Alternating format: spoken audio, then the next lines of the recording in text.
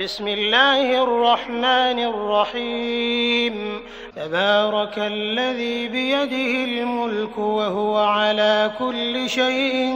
قدير، الذي خلق الموت والحياة ليبلوكم أيكم أحسن عملا وهو العزيز الغفور، الذي خلق 7 سماوات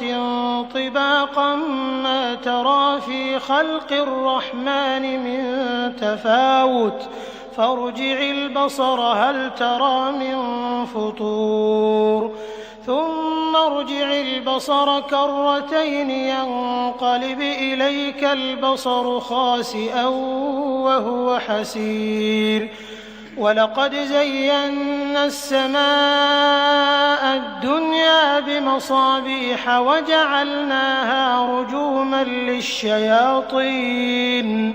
وأعتدنا لهم عذاب السعير، وللذين كفروا بربهم عذاب جهنم وبئس المصير، إذا ألقوا فيها سمعوا لها شهيقا وهي تفور تكاد تميز من الغيظ، كلما ألقي فيها فوج سألهم خزنتها ألم يأتكم نذير،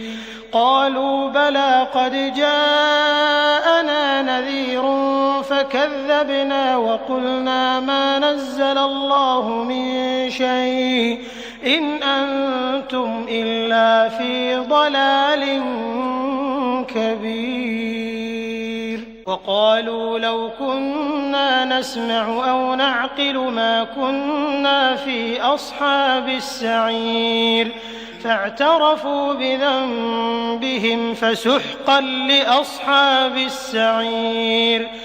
إن الذين يخشون ربهم بالغيب لهم مغفرة وأجر كبير، وأسروا قولكم أو اجهروا به إنه عليم بذات الصدور، ألا يعلم من خلق وهو اللطيف الخبير، هو الذي جعل لكم الأرض ذلولا فامشوا في مناكبها وكلوا من رزقه وإليه النشور، أأمنتم من في السماء أن يخسف بكم الأرض فإذا هي تمور، أم أمنتم من في السماء أن يرسل عليكم حاصبا فستعلمون كيف نذير، ولقد كذب الذين من قبلهم فكيف كان نكير، أولم يروا إلى الطير فوقهم صافات ويقبضن ما يمسكهن إلا الرحمن إنه بكل شيء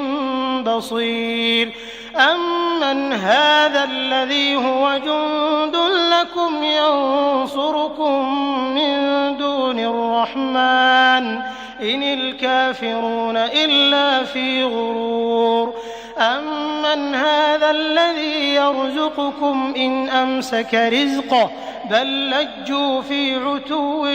ونفور، أفمن يمشي مكبا على وجهه أهدى أمن يمشي سويا على صراط مستقيم،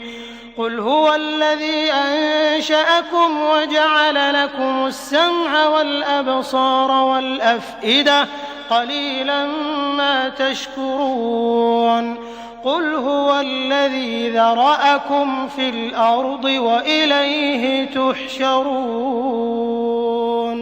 ويقولون متى هذا الوعد إن كنتم صادقين، قل إنما العلم عند الله وإنما أنا نذير مبين، فلما رأوه زلفى سيئت وجوه الذين كفروا وقيل هذا الذي كنتم به تدعون قل أرأيتم إن أهلكني الله ومن معي أو رحمنا فمن يجير الكافرين من عذاب أليم قل هو الرحمن آمنا به وعليه توكلنا فستعلمون من هو في ضلال مبين قل أرأيتم إن أصبح ماؤكم غورا فمن يأتيكم بماء معين